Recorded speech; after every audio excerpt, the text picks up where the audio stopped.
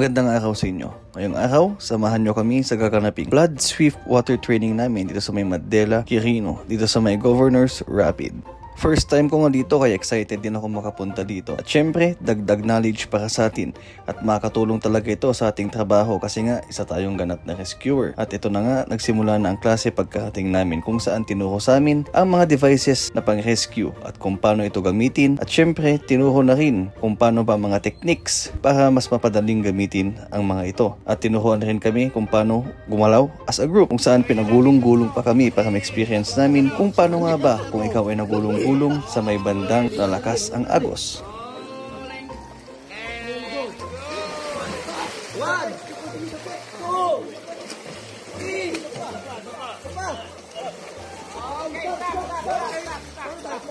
Tinuruan na rin kami ng techniques para sa mga basic swimming, paano nga ba harapin ang agos at kung paano sumabay sa agos. Malaking tulong ito lalo na kung ikaw ay beginner, pero sa amin na medyo may alam na, mas maigi pa rin na makinig kami at matuto. Kasi nga dagdag knowledge ito at di mo alam baka makapulot ka ng techniques na mas makakabuti para sa paglalangoy mo.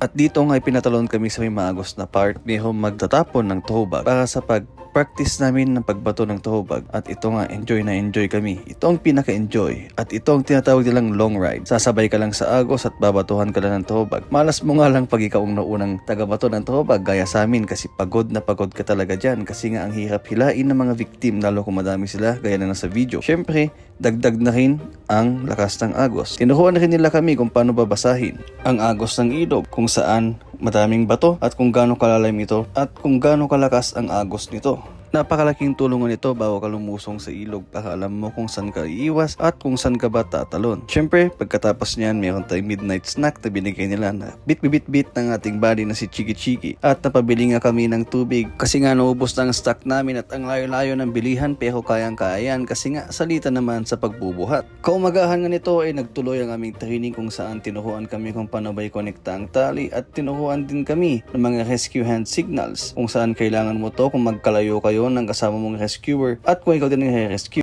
Pagkatapos niyan ay pinasubok sa amin ng obstacle kung saan mayroong nakalagay na kahoy dyan at lulusugin mo nga. Kasi nga pwede mangyari yan sa real life scenario para at least dito alam mo na agad kung paano bang gagawin, kung paano bang techniques para hindi ka ma-injure at hindi ka nga mahila ng kahoy. Kasi kung ikaw ay nahila dyan, ay talaga namang mahihirapan ka at may chance na malunod ka. Pero nga tinuruan din kami ng technique paano makawala dyan kung saan agad-agad mong tatanggalin ang iyong PFD or ang iyong personal floating device. At syempre ang isang tinuro sa amin ay huwag na huwag ka magpapanik kung ikaw ay nasa tubig. Lalo na mayroon ka namang sariling PFD kasi kahit anong gawin mo, lulutang at lutang ka dyan. Kaya huwag ka lang magpanik kasi it's organic. Tinuro nga rin pala sa amin ang Morse code ng flashlight kung saan mas mapapadali ang iyong signaling kung wala kayong gamit ang radyo at hindi na kayo magsisigawan kung magkalayo kayo ng kapwa mo rescuer, lalo na pag gabi ang iyong operation. Pinahanas nga rin sa amin ang endurance high temperature test kung saan nilublob kami ng matagal sa tubig para naman alam mo kung ano ang experience kung ikaw ay lulusong sa baha ng magdamagan para masanay ang iyong katawan. At tinuro rin sa amin ang tamang pagbubuhat ng boat para naman alam natin ang gagawin kung tayo na ay mag-rescue. Kasi nga may mga lugar na masisikip na kung saan hindi magkakasya ang ating sasakyan o pangidala ang boat kaya kailangan natin itong buhatin. Sana nag-enjoy kayo at pinatutunan kayo sa ating video. Hanggang sa muli, paalam!